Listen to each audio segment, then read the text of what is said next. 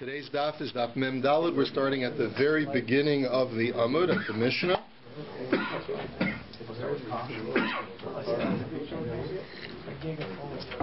Okay. Heviu lefanav maliach. If they bring out a salty item, let's say a pickle or a really, really sharp piece of herring. So they bring that out initially. Upas imo, and they bring out a piece of bread together with it. Surprisingly, the Mishnah says that you make a bracha on the salty food, and you don't have to make hamotzi on the bread. The bread is not reckoned with. Shahapas tfeilalo, because the bread is supplementary to the salty food. Ze'aklal, the general rule is kol shehu ikar v'imo tfeila mevarach al ha'ikar poter es ha'tfeila. Anything which is the main item, and then you have something that is ancillary or supplementary to it. So then you make a bracha on the main thing, and you potter the thing that is tafel. We do paskin like this, but now we have to verify, because normally we said before that bread is never tafel to anything. Everything is tafel to bread, so how could this be? So the Gemara says, how could such a thing be? This is exactly the Gemara's question. Amar Avacha Bereda Rav Aviva Bereda Rav Avira Amar Avashi Ba'ochle Peros Ginosar Shanu. We're talking about a case of Peros Ginosar. Now, Peros Ginosar is literally, it's a type of fruit which is extremely sweet. As we'll see, it has almost an intoxicating effect, and it is so sweet, as Tosfos explains, that sometimes a person would need to, after he finished eating the fruit, would be brought out a salty item to remove the effects of the extreme sweetness. You know, today they have salty snacks and sweet snacks. They have salty sweet snacks, right? So the same thing, this was like the extreme sweet snack. And then sometimes you'd have to eat something salty to take the edge off of the extreme sweetness. And therefore, the whole purpose of eating the salty food is for the salty food itself. And the purpose of the bread, like Tosfos speaks out, is to remove the edge off the salty food. So it was almost like the softener for, after you ate the salty food. So Tosfos says, well, then if that's the case, so then the salty item is the tuffle to the fruit. Tosfos says in Achinami that's true, but we're talking about a case where you already finished eating the fruit, and then only later did they bring out the salty item. You didn't realize they were going to bring out the salty item, so you'd have to make a bracha on the salty item, and you don't have to make a bracha on the bread. By the way, this thing with Iker and Tafel, I remember distinctly the psak of Reb Shlomo Zalman Auerbach of blessed memory when I was in Eretz Yisrael. The classic case of Iker and Tafel in Eretz Yisrael was on Shabbos morning. What's the classic food at Kiddush, at a Yerushalmi Kiddush? A piece of Yerushalmi kugel and a little pickle. So Reb Shlomo Zalman paskin that you only make a mezainis because the whole purpose of the pickle is to remove the edge off of the Yerushalmi kugel as a supplement. So he held you only make a mezainis, you don't make a hadam on the pickle. Anyway, Amar Rabba Bar Barchana. For the next time you're in Geula. Amar Rabba Bar Barchana ki hava azlinan basrei de Rabbi Yochanan lamechal peros ginosar. So now we have a little bit of a gadata. We have to understand that the term peros ginosar refers to a specific kind of fruit of a very, very sweet orchard, but it also has agadic ramifications. And it's interesting to note that the original commentary to Shulchan Aruch of the Shach and the Taz, and the Magen Avraham and the Taz, was known as peros ginosar. So that indicates to us that the term peros ginosar is sweet spiritual fruit as well, as will be indicated by this Gemara. That when we followed Rabbi Yochanan to eat from the peros ginosar, ki havinon beimeya menaktinon le l'chol chad v'chad asara. When there were 100 of us, each of us were able to gather 10 measures or 10 fruits. V'chi havinon be'asara menaktinon le kol chad v'chad meya. And when there were only 10 of us, each one of us was able to harvest 100 each. And 100 of these fruits could be contained in a basket of 3 saws.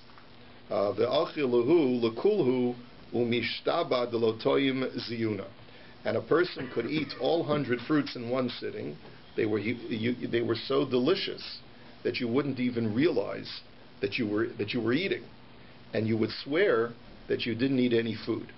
So the Gemara says, "Ziyunas al gadaitach." How could you swear you weren't eating food? It's clear that your mouth was filled with fruit. Elaema mizona, but rather you would swear that you weren't full. No matter how much of this peros ginosar you would eat, you would not be full. Now, if this is an allusion to Torah study of the great Amoraim, so then we would understand that when there was a smaller chabura of people, they would be able to fill themselves up more by Rabbi Yochanan's Torah because they had personal access to him. And so therefore 10 were able to get 100% of Rabbi Yochanan, where if there were only 100 students, they only got 10% of Rabbi Yochanan. And furthermore, the more that you drew in from Rabbi Yochanan's Torah, the more that you wanted to eat. You could never be satisfied. Rabbi Avohu achil adahav shorik leidudvan me'apute. Rabbi Avohu ate so much of this fruit that his skin actually became so saturated with I guess this ebullience or whatever you want to call it, that a fly would slide off of his forehead because of the fat in his skin. V'Rav Ami v'Rav Asi havu achli adenaser mazayu. They ate of these fruit until their hair fell out. Rav Shimon ben Lakish hava achil ademorid.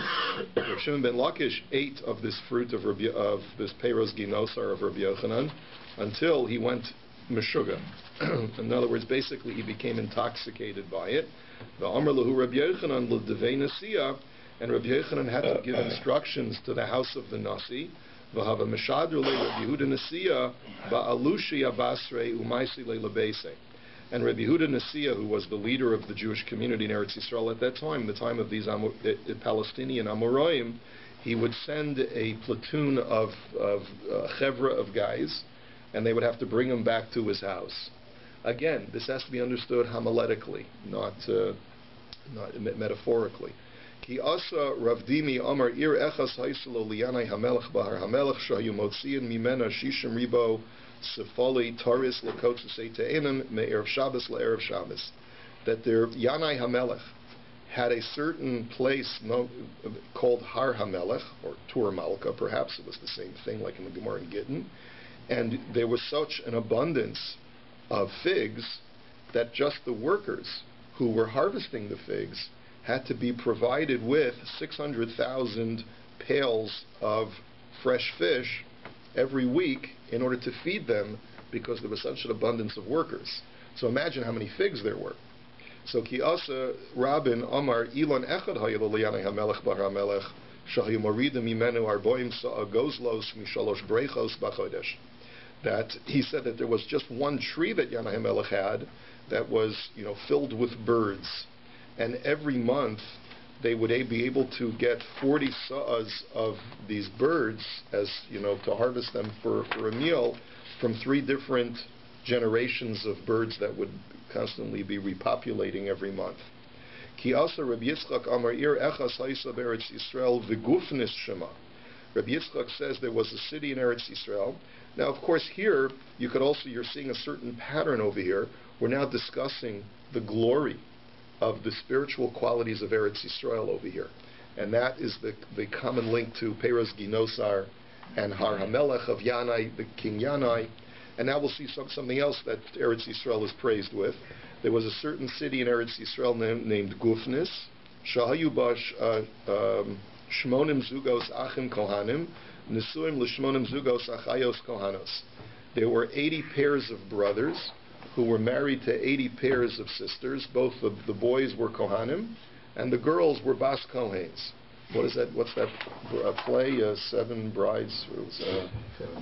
7 brothers. 7 brothers. 7 brides for 7 brothers. 7 brides. Okay, so there were 80 pairs of brothers for 80 pairs of sisters, and the boys were all Kohanim and the girls were all Kohanim. Ubadku Rabbanan Misura Viad Naharda V'lo Ashkachu. And however, by contrast, when the rabbis checked in Bavel, going all the way from Surah to Naharda, they couldn't find this kind of pattern. Mar bi benate de Rav Chisda da Havanasiban l'Rami Bar Chama l'Mar Ukva Bar Chama. except for the two daughters of Rav Chizda, who were married to the two sons of Rabbi Chama, Rami Bar Chama and Mar Ukva Bar Chama. The Afal Gav the Inu Havi Kahanta, Inhu Lo Havi Kahani. And even though the girls were Bas Kohanes, the gentlemen who married them, the two brothers that married them, were not Kohanim. So basically the Gemara is describing for you, in a very esoteric way, we have to analyze it further, the demotion that we experienced when we migrated from Eretz Yisrael to Bavel, the spiritual demotion. Amarav kol seuda she'ein ba melech ein seuda, and finally the Gemara comments that any meal that does not have salt is not a meal because it's without flavor. Amar Rabbi Chia bar Abba Amar Rabbi Yechanan kol seuda she'ein ba sarif eina seuda. Any meal that does not have a sarif, which Rashi says is a soft boiled food, meaning that it's got a gravy to it. In other words, it's got to be something that provides a gravy. And it gives, what is it, a geschmack? A little geschmack. A little geschmack. Okay, exactly. Okay. Next Mishnah. Achal anovim ute'inim v'rimonim. If a person eats grapes, figs, and pomegranates, these are just examples of the produce by which Eretz Yisrael is extolled. Mevarech achareim shalosh brachos divrei Rabbi Gamliel. Rabbi Gamliel holds you have to bench after eating the Shiva Minim of Eretz Yisrael. V'chachamim omrim bracha echas.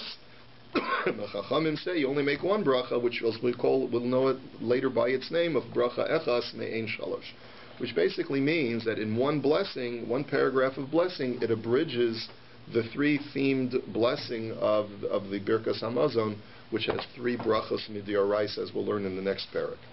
Rabbi Akiva Omer, Afilo Ochal Shelek V'hu Mezono Mevarach Alav Gimel Brachos. Rabbi Akiva is of the opinion that even if a person just eats boiled vegetables, but that's your main meal, that's your entree, then you say Birkas Hamazon afterwards.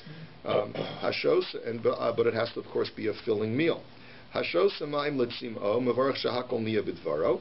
If a person quenches his thirst by drinking water, then he has to make a shahakol before he drinks. And Rabbi Tarfon Omer Bori Nefashos Rabos V'chesron. Rabbi Tarfon says that the pre-blessing is Bori Nefashos. We, of course, do not go like Rabbi Tarfon, but we make a Bori Nefashos at the end, as the Gemara will clarify. The Gemara now says, "My time at the Rabbi Gamliel." Why does Rabbi Gamliel hold that you have to bench after eating from the Shiva Saminim? Dichsiv, because he looks at the psukim in Parshas Eikav as follows. The pasuk says, "Eretz chita usaora." It itemizes the 7 fruits of Eretz Yisrael, and then it says in the following pasuk, "Eretz asher lo v'miskenus tochal ba lechem." It says that it is a land that not through miserliness will you be able to eat bread. In other words, you'll be able to eat bread in abundance. And then the third pasuk says, that there's a mitzvah to bench after eating a satisfying meal. So he basically looks at that and he says, look, you have 3 psukim in succession. Pasuk 1 talks about the fruits of Eretz Yisrael. Pasuk 3 talks about Birkas Hamazon. Ergo, you have to bench after any one of the 7 fruits. The Rabbanan Eretz Hifsik Ha'inin, but the Rabbanan say no. Pasuk number 2 divides the topic of the 7 fruits and the topic of benching, because the pasuk number 2 is talking only about lechem, it's talking about bread. Rabbi Gamliel nami eretz hifsik ha'inyan. So what is Rabbi Gamliel going to do with that argument? Why, according to Rabbi Gamliel, is there a pasuk in between those two? So Rabbi Gamliel says no. That second pasuk is not dividing the topic of the 7 fruits to the topic of benching, but it's rather clarifying that when you eat the 7 fruits, they have to be in their finished form, their most productive product. So therefore, when the Torah says that if you eat wheat, which is one of the 7 fruits of Eretz Yisrael, you have to bench, it's only when it's in its most refined product, which is bread. That's what the second pasuk is telling you, and therefore, were you to just chew on wheat kernels, then that would not warrant a Birkas Hamazon.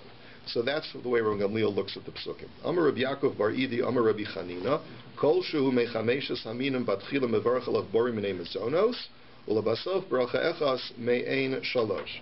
That anything that is made of the 5 grains, now here, right, 5 grains, wheat, barley, oats, spelt, and rye, so you make at the beginning borim minei mezonos, and at the end you make what's called the one bracha, which is the abridged 3 themes of Birkas Hamazon.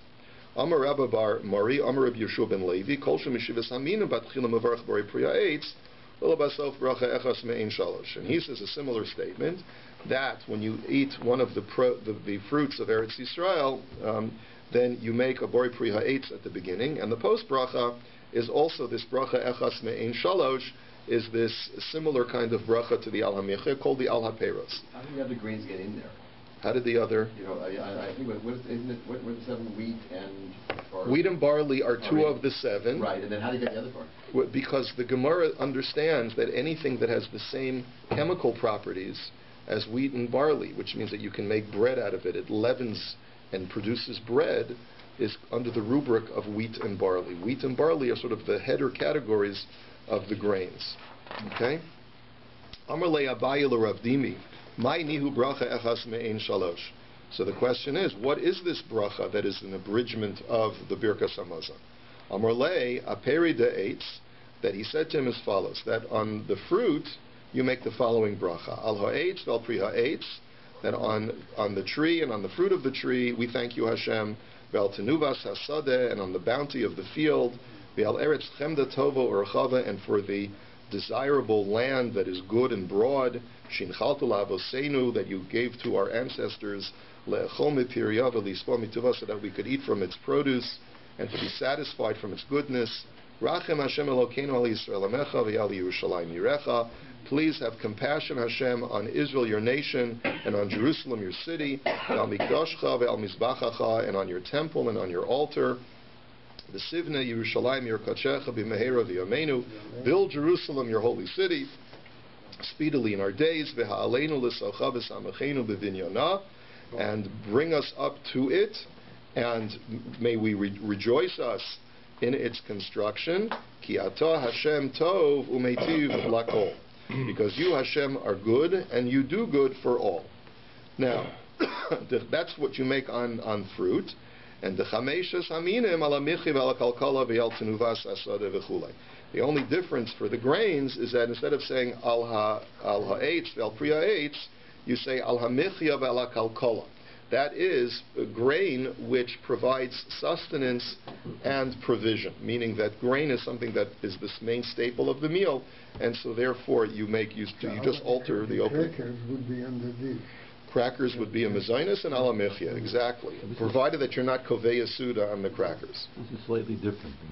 Yeah, there's always slight differences between the text of the Gemara and what we eventually come out with through the Rishonim. And you conclude with al haaretz ve'al hamichya. We thank you, Hashem, for the land and for the provision, or for the sustenance. When using cake for a meal, do you make hamotzi? You would wash and make hamotzi, unless you originally thought you were only going to have a snack, in which you made a mazonos, but you still have to bench at the end. Now, b'mai chasim. Now, this is the girsa here is a little bit problematic because we've just established that the chasima is al haaretz ve'al hamichya. So I'm not really sure. There must be a little bit of a jumble in this girsa in the Gemara. The Gemara is asking the question after it already answered it. So that's why the Vilna Gaon has a little bit of a problem with the Gemara. Ki asa Rav Dimi Omar Rav Chasim B'Rosh Chodesh Baruch Mekadish Yisrael V'Rosh Chadoshim Hachamai. That the problem is like this. As we're going to learn in Perek Shavi, in the next Perek, there's a problem if you try to group together more than one idea in one bracha. You can't cram more than one thing in a bracha. You're only allowed, and this, by the way, is very relevant for the Amida brachas that we say on the Yomim Noroyim, because we say a whole long thing, Melech al Kol Haaretz, Mekadesh Yisrael, V'Yom HaKippurim, or V'Yom HaZikaron, right? And we talk about a whole bunch of different things. On Rosh Chodesh, Rav would say, Mekadesh Yisrael, V'Roshei Chodoshim. You sanctify Israel, and you sanctify Rosh Chodesh. So on the one hand, that seems to be problematic, because you're talking about that God sanctifies two different things, but as the Gemara will clarify in the 7th Perek, it's really one theme, and therefore it's acceptable. So the Gemara's question is it also acceptable to say, Al haaretz ve'al hamichya, that God, thank you for the land of Eretz Yisrael, and thank you for the sustenance? And so the Gemara's conclusion is, Rav Chisda Omar, Al haaretz ve'al peiroseha, So the Gemara basically is answering, yes, it's acceptable to say al ha'aretz ve'al ha'michya, and that's where I would put the answer, v'chosim al ha'aretz ve'al ha'michya, but I'm not really sure if that's the correct use or not. I haven't had a chance to research it, but it would seem to me that the Gemara's answer came before the question. But now the Gemara says, Rav Chisda Omar al ha'aretz ve'al peiroseha, v'Rab Yechanan Omar al ha'aretz ve'al ha'peiros. That for the bracha of al ha'peiros, Rav Chisda said, we thank you Hashem for the land and for its produce, meaning the produce of Eretz Yisrael. And Rabbi Yochanan said, we thank you Hashem for the land of Israel and for fruit, period. Not for its fruit, but for fruit. Amar Rav Amram v'lo pligi halan v'halahu.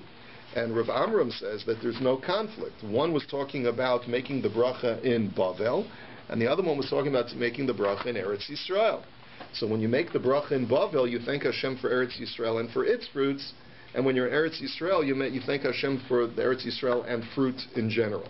So Maskef la Rav Nachman bar Yitzchak inhu achli va'anan mivarchin. Please turn off cell phones. So Rav Nachman bar Yitzchak challenges that, and he says, how could it be that they, meaning the rabbis in Eretz Yisrael, are eating the fruit of Eretz Yisrael, and we're thanking Hashem for the fruit of Eretz Yisrael? In other words, it should be just the opposite.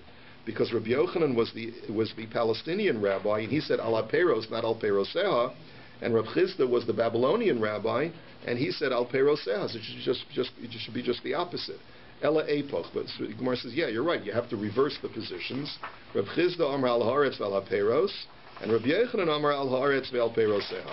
That Rav Chisda says that you make the bracha of al haaretz ve'al ha'peiros because since he's in Bavel, he cannot praise Hashem for the fruit of Eretz Yisrael. Rabbi Yochanan says, al haaretz ve'al peiroseha, that you thank Hashem for Eretz Yisrael and for the fruit of Eretz Yisrael. If you eat fruits from Israel here, what do you say? That's a very good question. I think, I don't remember clearly the halacha, but I think that it's brought down that if you eat produce of Eretz Yisrael, you say al peiroseha, based on this halacha, based on this Gemara. Amar Rav Yitzchak bar Avdimi mishum Rabbeinu al habeya ve'al minei kufra batchila mevarach shahakol ulebasof barei nefashos rabos v'chulei. That on eggs and on meat you make shahakol, and at the end, afterwards, you make a barei nefashos. Aval yarka lo, but on vegetables you only make a pre-bracha. You don't have to make a bracha achrona. Rav Yitzchak Amar afilu yarka aval mayolo.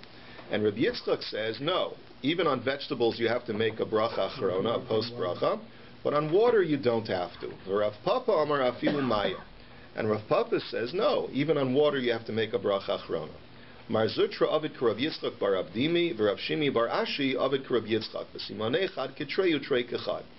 That Rav Yitzchak bar Avdimi, who's got a name which is so-and-so, the son of so-and-so, did like Mar Zutra did like Rav Yitzchak bar Avdimi, and Rav Shimi bar Ashi did like Rav Yitzchak. And the way to remember mnemonically which one did like which is remember that the one who's got two names did like the one with one name, and the one with one name did like the one with two names. Amar Rav Ashi ana zimna dechimat karna avidna kukulu. Rav Ashi says that whenever I remember, I always I try to make the bracha like all of them, including Rav Papa, which means I make a bracha achrona on water. Rav Ashi is a little bit difficult to understand. What does it mean when I remember? What do you mean? It's like saying when I remember to put on tefillin, I put on tefillin. What is Rav Ashi trying to communicate? Well, you have to conclude that this was part of the evolutionary process of this halacha being put into place, and perhaps that's the reason why Rav Ashi is saying is that it was Anyway, Tanan kol sheton bracha la'acharav ton bracha lefanav v'yesheton bracha lefanav v'ein ton bracha la'acharav.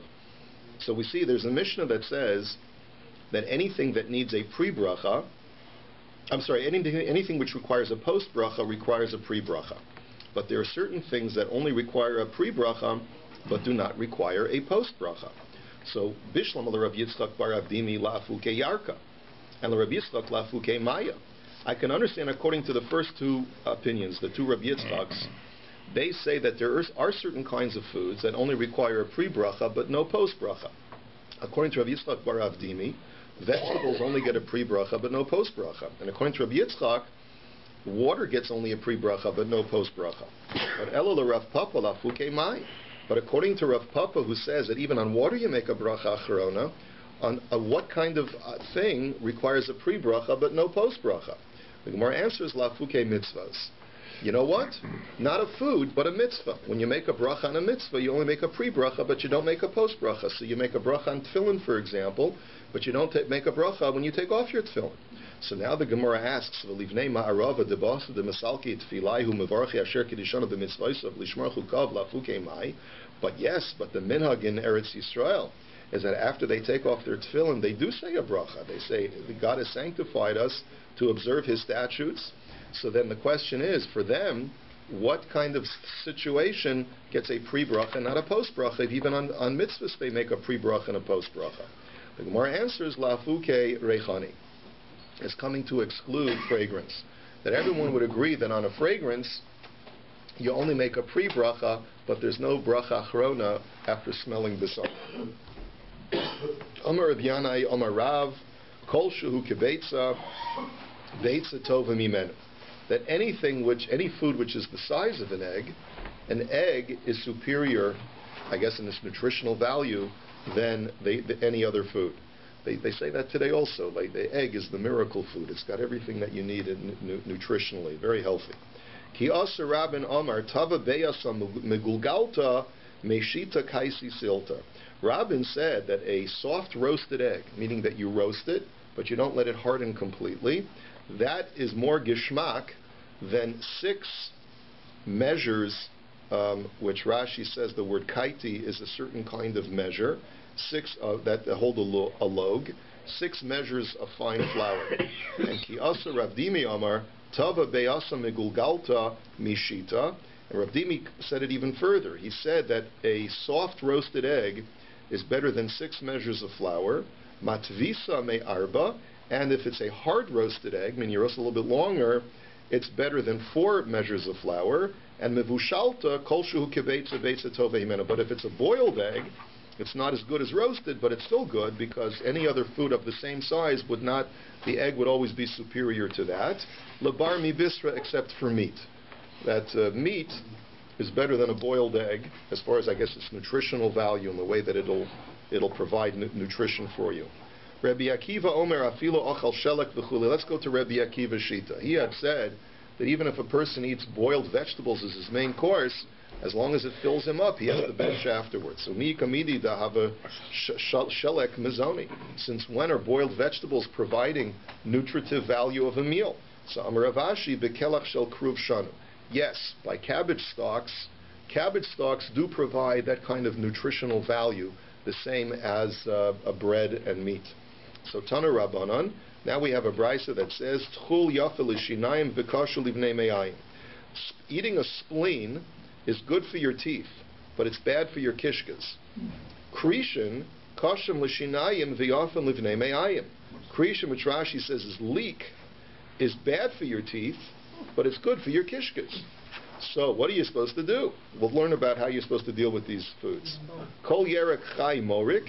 All raw vegetables make your face pale. The chol katan maktin, and anything which does not grow properly, meaning that it's premature, and you eat it, so then it's going to make you small. In other words, it's going to diminish you, I guess, in health.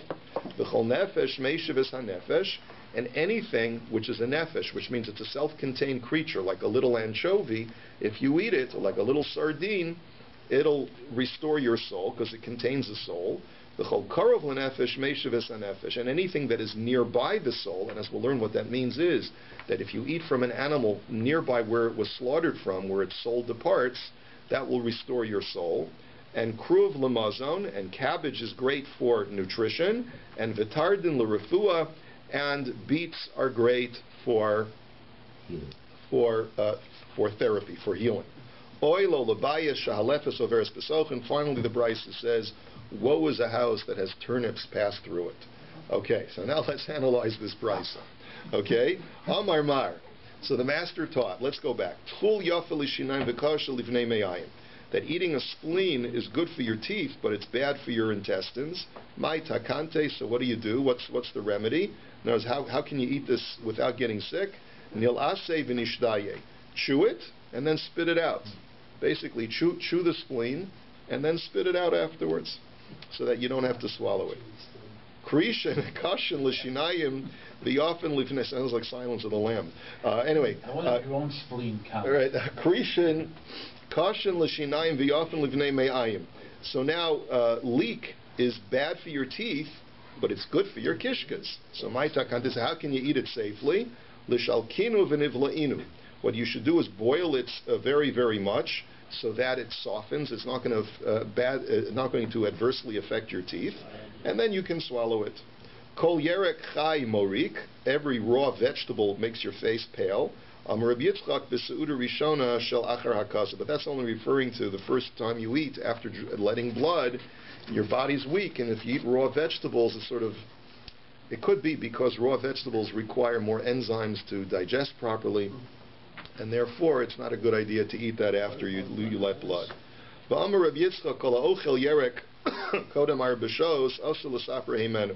That if a person eats vegetables within the first 4 hours of the day, don't talk to that. You're not allowed to talk to such a person, because that person is going to have really bad breath. Because I guess whatever chemically, it's not a good idea. Eat garlic. My taima, mishum reicha, like the Gemara says, because of halitosis. Rabbi Yitzchak was also quoted as saying that a person is not allowed to eat vegetables in the first 4 hours. Not only can you not talk to someone who has eaten, but you yourself should not eat. So Meimar Marzutra of Ravashi Havu Yasvi, these rabbis were once sitting down, and they brought out, the waiter brought out for them raw vegetables within the first 4 hours.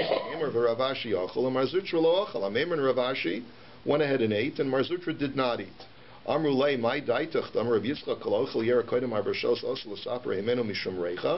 they said to him, why didn't you eat it? Is it because you hold of Rabbi Yitzchak's statement that if someone eats vegetables during the first 4 hours, you're not allowed to talk to them because of bad breath? We ate it, and you're still talking to us. So if it's not good for you to eat, then you shouldn't be speaking to us. So Amar Lahu, I guess they didn't worry about their own bad breath in those days. Amar Lahu, they didn't have breath mints, right? Amar Lahu, Ana ki idach de Rabbi Yitzchak svirali. So he said back to them, I only hold of the second statement of Rabbi Yitzchak.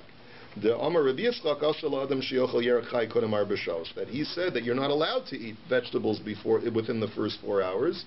But I don't hold of the first statement that you're not allowed to talk to someone who has eaten the vegetables. That if I want to, I like to live dangerously, so I'll talk to you guys even though you ate vegetables, but even though I won't eat it myself. Kol katan mak, the next part of the Brisa had said that anything that is small, that is not grown to full term, will make a person diminished in some way. So Amar Rav Chisda afilu gadya barzusa. That's even if you eat a very fatty lamb that's very valuable. That line reminds you of Chad Gadya, right? Afilu Gadya Barzuza. But here it's only one zuz. But the point is that even if it's very fatty, but if it's not a mature lamb, then it's not healthy. Below Amran ela deles beiriva valis beiriva les lanba. But that's only if it has not grown a fourth of its growth. But as long as it's grown a fourth of its growth, then it's perfectly fine. Next thing, kol nefesh meishiv nefesh. Any whole creature that you eat will restore your soul. Amar of Papa afilu gildini devegili. This refers to even like little minnows or anchovies that swim around the reeds by the riverbanks. They're healthy for you, so go ahead and enjoy. Kol hakorov lenefesh meishiv es hanefesh. Anything that is near the place of where the soul departs from the animal will help you restore the soul. Amar Rav Acha bar Yaakov unka. So Rav Acha bar Yaakov clarifies that's the neck, the meat from the neck. Amarle Rava l'shame ki maisis li de bisra trach v'aisi li mehecha de mekarv levei baruch. Rava said to his housekeeper, and he said, look, when you go to the butcher shop to buy meat for me, make sure that you always buy me a piece of meat that is nearby Baruch. What does that mean, nearby Baruch? Where the shaychet had made the bracha on the shchita, that's where I want you to get me a cut of meat from there. So kruv lamazon v'tardin l'refuah. The next thing the Brisa had said was cabbage has nutritional value, and beets have therapeutic value. So kruv lamazan in b'lerafu alo. Does that imply that cabbage only has nutritional value but not therapeutic value? V'hatanya. What about the following Brisa? Shisha dvarim merapin esachola mecholyo. Refuas and refuah. There are 6 things that heal a person from his sickness, and they provide a permanent cure. Ve'elu hein, and they are as follows: kruv. Cabbage is one, so that already presents us with our question. If we see from here that cabbage has therapeutic value, so the tardin and beets, well, mei sisin is some kind of water that is extracted from a certain, someone told me it's pennywinkle? Pennyroyal. Pennyroyal, okay, I stand corrected. Devash, another one is honey, and vikeva, the stomach of an animal. The heres is another kind of herb or vegetable. What are they translated as? I'm sorry, heres, excuse me. Heres is the uterus of an animal. The Yoseres hakaved. And Yoseres hakaved is the lobe of the liver. The diaphragm of it. Okay. Ella, so you see from here, from this brisa, that kruv is one of those things that it does provide therapeutic value, not like the brisa implies that it only provides nutritional value. Elaima kruv aflamaza. But rather, what the brisa means is that not only does cabbage provide therapeutic value, but it also provides nutritional value, unlike the beet, which only provides therapeutic value but does not provide nutritional value. Oilo labaya shalefes averes besocha. And the last thing the brisa said was, woe to a household that has turnips passed through it. Any, is this really so? V'hamale rava l'shame ki chasis lifta b'shuka lo temeli b'may karachta rifta. But don't we know that Rava said to his housekeeper or his attendant, he said, when you go to the market and you see turnips in the marketplace, never ask me what I would like to break my bread with, because you should take it as a given that any time turnips are in season, that's what I want to eat with my bread. So how could Rava say that if turnips are bad? So Amar Abaya mibeli basar. Abaya says they're only bad if you cook them without meat. But if you cook them in a meat stew, the meat removes whatever bad effects they may have.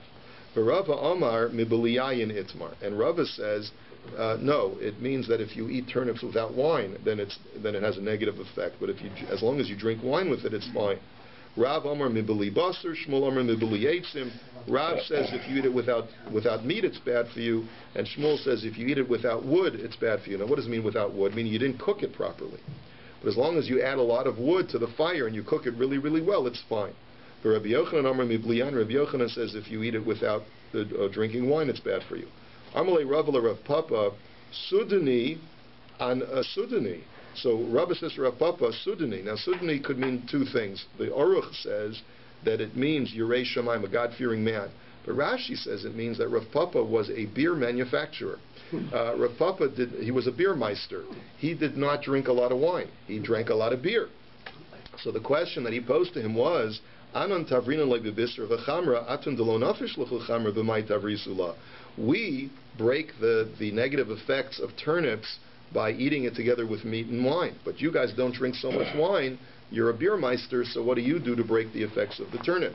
So Amalei b'tzivi. I use a lot of heat, and I cook it really, really well, he said, and that breaks the negative effects. Kiha devisu de Rav Papa basa de mevashla la tavra la b'tmanan upe parsiyasa. That the wife of Rav Papa, to wit, after she would just first initially cook it, she would break its effects further with 80 huge Persian logs of wood underneath the fire in order to dispel any negative effects. Tana Rabbanan da katan maliach pamim shehu memis, that there are certain times when a salted fish, even though we said that those little fish are really good for you, but you have to be careful, because there are certain times when you have a small salted fish that it could be very dangerous. And one is that b'shiva saro ve'esrim v'shiva v'amri lo be'esrim u'shlosha. That it depends on what the age of the salting process is at. And it's again difficult to understand what this really means, but when you initially salt the fish, in the 7th day of its salting process, that's when it's dangerous. On the 17th day and on the 27th day. And some would say on the 23rd day of its salting, you have to be very careful. Velo amran ela matvi, velo matvi. Abol matvi shapir less one ba. But that's only true if it's only partially roasted, I guess. Matvi usually means roasted. But if it's completely roasted together with the salt, so then it's no problem. And lo matvi shapir lo amran ela de lo shasa basrei shechra. And furthermore, even if it's not roasted, it's not a problem as long as you drink some sheikh some beer afterwards. But if you drink beer after it, it's no problem, which of course is the source of the Kiddush Club, right? People would have a piece of herring and they would say, well, I can't have herring without a little schnapps because of this Gemara, of course. So they would have a little schnapps, right? So, and there you have the source for single malt scotch. Anyway, right. And finally, the person drinks water to quench his thirst. He makes a shahakol. So the Gemara says, La'afuke mai. Why did you have to say you're drinking it to quench your thirst? So what is this coming to exclude? Amar Bidi Barabin, La'afuke laman dechanakte umsa. This is to exclude a situation where you're only drinking the water in order to wash down something that got, a piece of meat that got stuck in your throat. Rabbi Tarfon Omer Bori Nefoshos Rabbos V'Chesron. Rabbi Tarfon says you don't make a shahakol, you make a Bori Nefoshos before you drink water. Amar Le Rava Bar Rav Chanan LaBayav Amar Le Rav Yoseph Hilchas Samai. So the question that he asked him was, what's taka the halacha for water? Amar Le Puk Chazi Mayama Davar. Go and see what people are doing. We see, go outside and you look and see that everyone makes a shahakol before they drink water, and they make a bori nefashos after they drink water, and that's the halacha. Hadron Allah Ketzim Mevarch, and have a wonderful Shabbos.